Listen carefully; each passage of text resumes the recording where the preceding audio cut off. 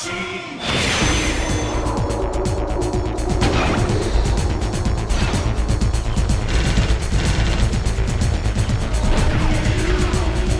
is up, YouTube? This is Nanashi with a brand new deck profile video. This time I'll be bringing back the classic Graydle Kaiju deck with the Galaxy Extra deck. At the moment, aliens and the lack of support for reptile types as a whole makes it difficult for the deck to operate at base level, so I'm going to be bringing this deck back in the meantime until either new support comes out for reptiles or I find a new way to make them innovative. And it's not like this deck isn't fun or anything, it's just a bit of an awkward piece in my collection. Let me show you what I got. Starting off with the Graydle half of the monster lineup, we have a pair of Graydle Slime Jr. If it's normal summoned, you can special summon one Graydle monster from your graveyard, and if you do, you can also special summon an Aqua-type monster from your hand of the same level, but you cannot special summon anything except water monsters for the rest of the turn. Also, if he would happen to be destroyed by battle, you can special summon another Graydle monster from your main deck. Next, we have a playset each of Graydle Alligator, Graydle Cobra, and Graydle Eagle. These monsters all share a common effect. If they, in the monster zone, are destroyed by battle or spell, trap, or monster effect respectively, and sent to the graveyard, you can target an opponent's monster, this card becomes an equipped card on it, and it takes that monster away, giving it to you. But if in the spell trap zone it's destroyed and sent to the graveyard, then the monster is destroyed. And Graydle Slime at 1. If he's in your hand or in the graveyard, you can target two Graydle cards you control, destroying them, special summoning him.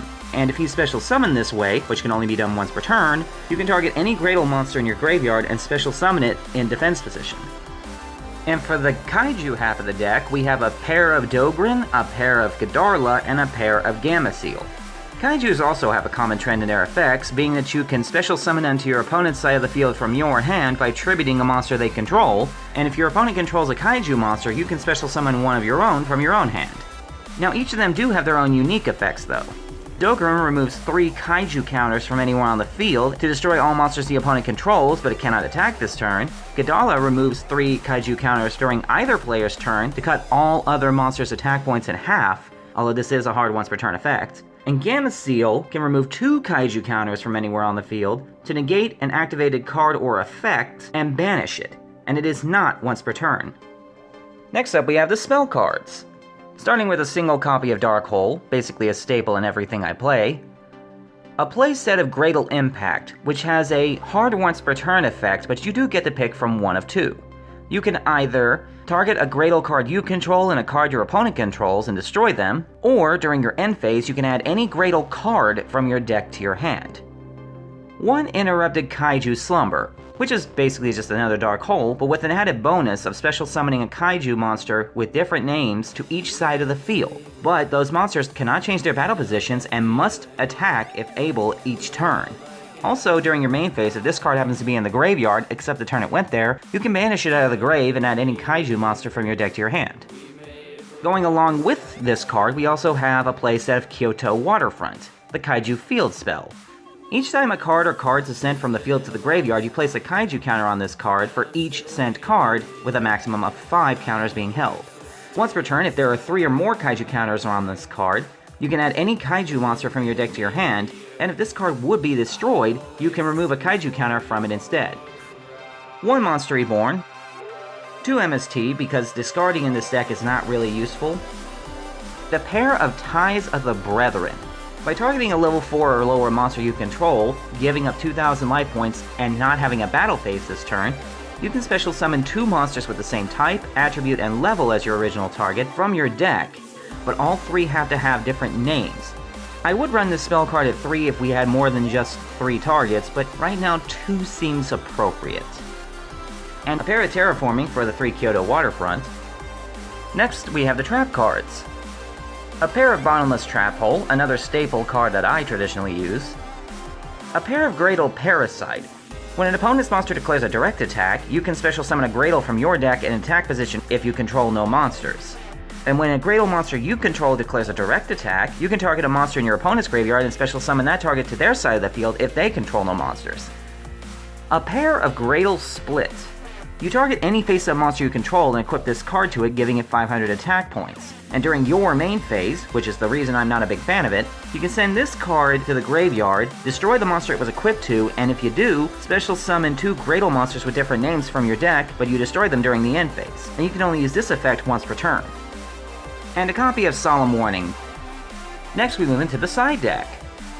We have a spare Graydle Slime Jr., a spare Dogrin, a spare Gamma Seal, and 1 copy of Super Anti-Kaiju War Machine Mecha Dogrin. Dear God, that name.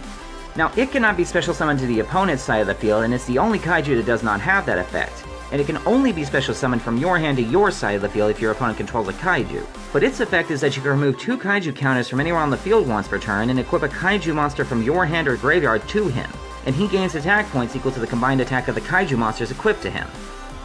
Spare Ties of the Brethren, 1 spare copy of MST, I have Rank Up Magic 7th one, and yes, if you know about the Galaxy Extra Deck monsters, you know why this card's in here. Compulsory, 2 Fiendish Chain, spare Graydle Parasite, spare Graydle Split, Mirror Force, and Torrential Tribute. And finally, we finish up with the extra deck. First, we have a copy of Sea Dragon Lord Gashilnadon, an oddball synchro monster that I found thanks to the help of my wife making the recommendation. It requires a tuner and a level 3 non-tuner specifically, which is perfect for Graydle Slime Jr. in its effect, and when a face-up level 3 or lower monster on the field is sent to the graveyard, its attack becomes 3,000 until the end of the phase of the turn. It doesn't gain anything, it becomes 3,000. Triple Graydle Dragon. When it's Synchro Summoned, you can target cards your opponent controls up to the number of water monsters used for the Synchro Summon of him, and destroy those cards. And if he's destroyed by battle or card effect and sent to the graveyard, you can target 1 other water monster in your grave and special summon it, but its effects are negated. And you can only use each effect of this card once per turn. A copy of Wide Aura Whale. When he hits Synchro Summon, you destroy all monsters in attack position your opponent controls. He can make up to 2 attacks on monsters during each battle phase, and if he attacks a defense position monster, he does Piercing. Also, if he's destroyed by an opponent's card and sent to the grave, you can banish a different water monster in your graveyard and special summon him back, and he's treated as a tuner monster. Moving into the Xyz monsters, we have number 71 Rebarian Shark. Requiring 2 level 3 monsters, and once per turn, if it has material, I can target a number Xyz monster in the grave except number 71, and special summon it, and if I do, attach a material from him onto that newly resummoned monster. If it's sent to the graveyard though, you can choose a rank up magic spell from your deck and place it on top, such as the 7th one. Igaion the Sea Castrum is a bit of a rarity for me to summon in this deck, but I do summon it a lot when I play Graydle Slime Jr.'s effect and happen to target a Graydle Dragon.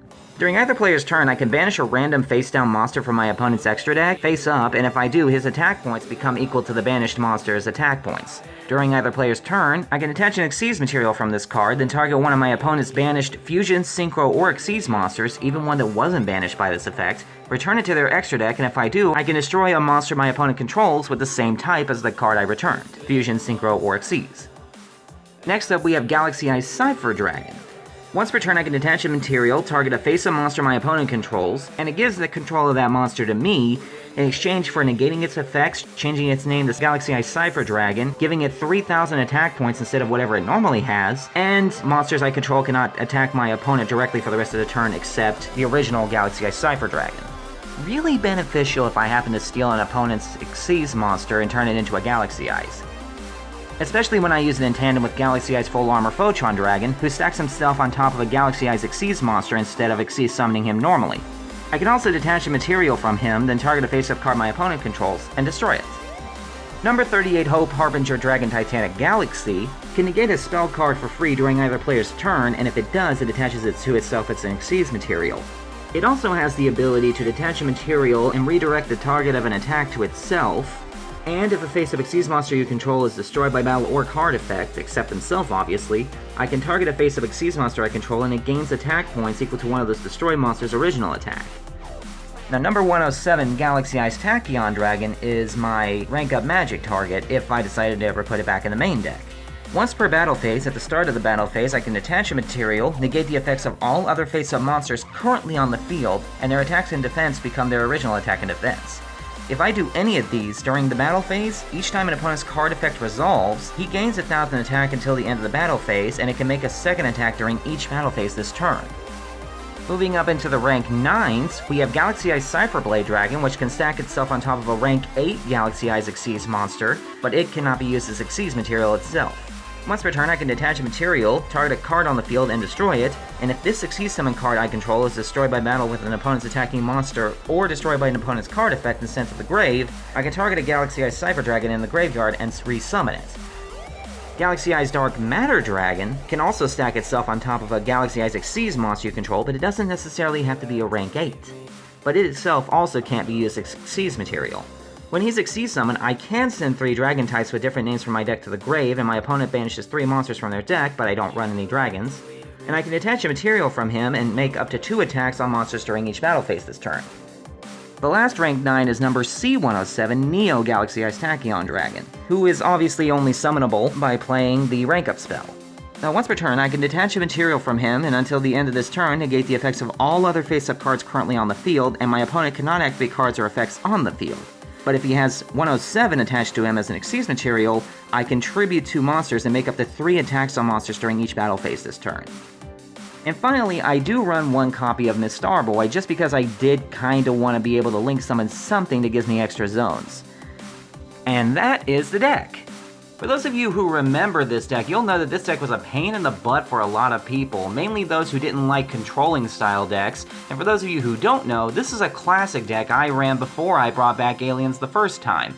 The Kaijus cause interference while the Graydles steal them back and use them against the opponent.